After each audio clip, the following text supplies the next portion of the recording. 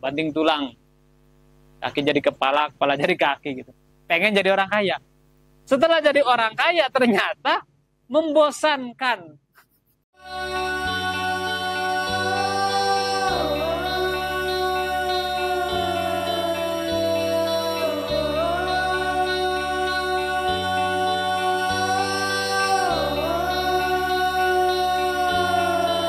Bismillahirrahmanirrahim. Kita akan mulai dari bab yang pertama, min alamatil i'timad 'alal amal. Nuqsanur roja inda wujudi zalal. Kita baca dulu dari awal. Min alamatil i'timad 'alal amal. Salah satu ciri bahwa kita masih mengandalkan amal kita. Masih membanggakan amal kita.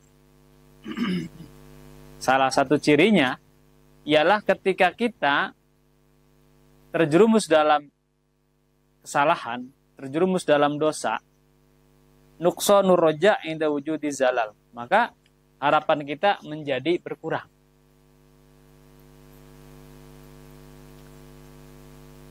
Kalau kita mengandalkan amal itu tidak baik, tidak bagus. Sebenarnya bukan cuma amal sih.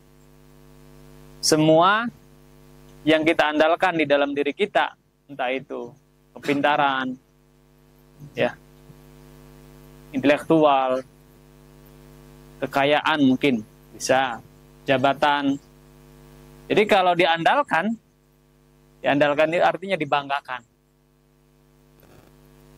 Ngebanggain diri sendiri, ngebanggain kebisaan, ngebanggain kekayaan, ngebanggain anak, jabatan, semuanya lah.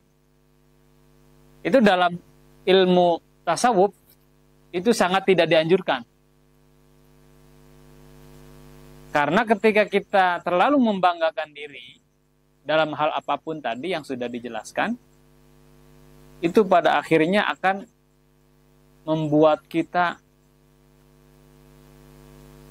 kehilangan harapan, berkurangnya harapan ketika kita ternyata melakukan kesalahan. Contoh, kita terlalu bangga bahwa saya ini orang yang cerdas, misalnya. Contohnya, atau saya ini orang kaya lah, gitu. Atau saya ini orang yang berpangkat, gitu. Terlalu bangga. Ternyata usahanya nggak jalan, tiba-tiba gitu ya. Semuanya mengalami kebangkrutan. Meskipun kalau yang namanya kecerdasan mah mungkin ya tidak ada sih istilahnya orang yang tadinya pinter kemudian jadi bodoh tuh. Ini dalam tanda kutip gitu. Ketika hari ini kita membanggakan kekayaan kita, kemudian ternyata besok-besok kita bangkrut, nah disitulah kita mulai atau kita jadi minder. Yang tadinya sombong, ya, bangga diri, lah,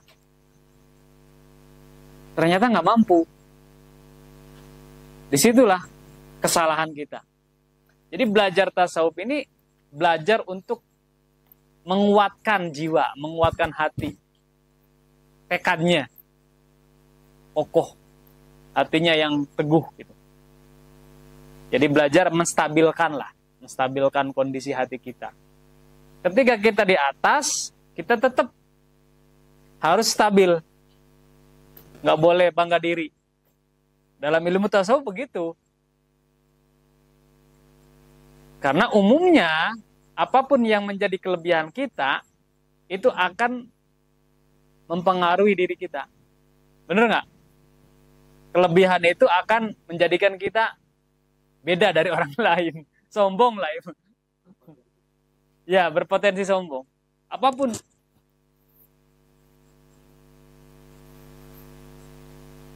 Padahal kelebihan kita itu tidak ada yang abadi. Kelebihan kita itu tidak ada yang paten. Tidak ada yang mutlak gitu. Sewaktu-waktu kita pasti bisa bangkrut. Kalau Buya Sakur sering bikin contoh itu begini.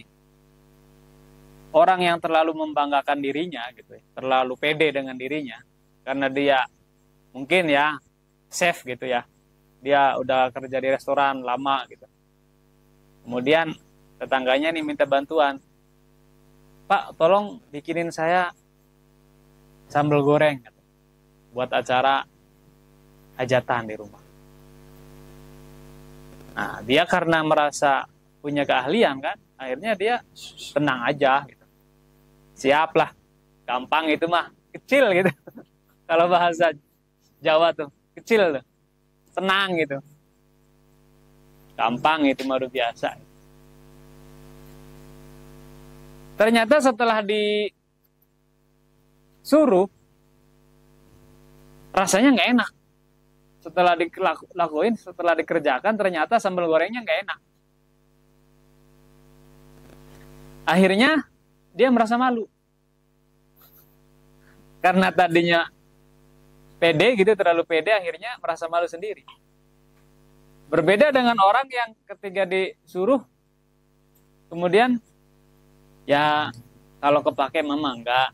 Gitu. Biasanya dia meskipun profesional gitu ya, tapi kalimatnya tuh masih merendah gitu. Barangkali terpakai mah enggak gitu. Saya coba. Mudah-mudahan aja gitu. Bisa. Mudah-mudahan aja rasanya enak. Ternyata setelah dikerjain rasanya enak. Wah. Disanjung kan akhirnya. Jadi lebih baik kita ini jangan terlalu membanggakan kelebihan kita. Karena sekali kita terjatuh, itu bangkitnya itu, bangunnya itu susah. Bangkitnya itu berat. Orang tadinya udah kaya raya, terus bangkrut gitu, jatuh miskin gitu. Itu kayaknya udah gak punya kepala. Bener gak? Minder gitu. Jadi gimana gitu ya? Ya mungkin gitu ya. Orang yang pernah ngalamin begitu tuh, ya akhirnya malu sendiri. Berbeda dengan orang yang ketika diberi kelebihan oleh Allah dalam hal apapun, tapi dia sifatnya biasa aja. Dalam hatinya itu, ya semua ini adalah pemberian Allah, semua ini adalah titipan Allah. Saya bisa seperti ini pun karena dibisahkan oleh Allah. Jadi nggak ada rasa sombong sedikit pun dalam hati itu. Dan ternyata ketika dia jatuh miskin, ya biasa aja. Karena dari awal juga, ya semua ini adalah pemberian. Nah, begitupun dalam amal ibadah. Di sini dikatakan ay amalul jawarih min sholatin wa azkarin wa ghairiha. Termasuk yang tidak boleh dibanggakan adalah amal-amal jawarih, amal-amal anggota badan yang dilakukan oleh kita setiap hari seperti sholat, zikir, itu nggak boleh dibanggakan. Karena kalau kita sudah membanggakan amal kita, itu biasanya kita akan sepertinya gitu ya, punya tiket masuk ke surga. Padahal belum tentu gitu. Belum tentu. Salat yang kita lakukan, zikir yang kita lakukan, itu belum tentu diterima. Catatan yang paling kecilnya seperti itu. Terus apakah kita tidak boleh punya keyakinan bahwa ketika Allah menjanjikan surga, kemudian kita percaya amal perbuatan yang kita lakukan akan dibayar dengan surga? Boleh. Nggak mengandalkan amal.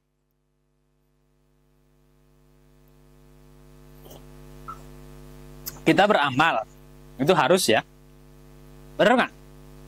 Jadi jangan punya pemahaman, berarti nggak usah beramal lagi. Ya salah lagi nanti. Beramal itu harus. Tetapi membanggakan amal itu tidak boleh. mengandalkan amal. Wah, saya sudah ahli ibadah nih.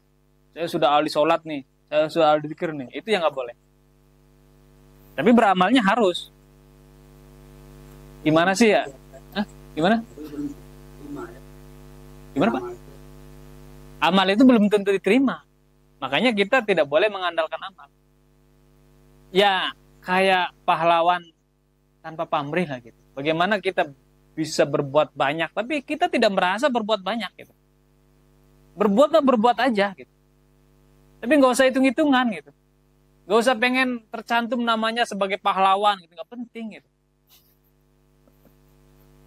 Pengen dibikinin patung kira-kira, bikinin tugu gitu, monumen gitu. Hah?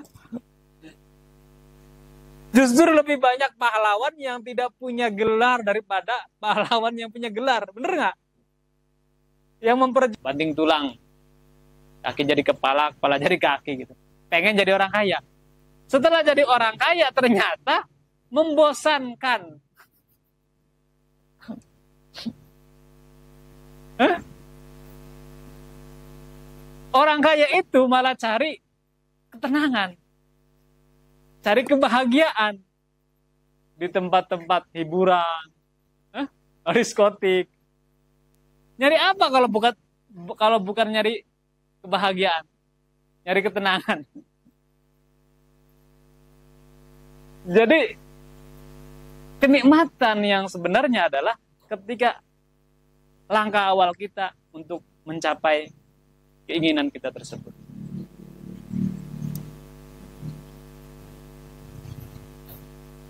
Nah ini, tarik lagi, jadi kemana-mana.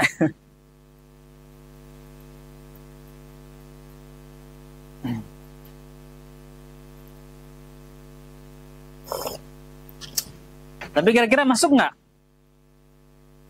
Masuk nggak, Kang? Masuk ya? Cari hiburan, tapi dia tidak bahagia hatinya. Iya. Terus-terusan dia mencari hiburan.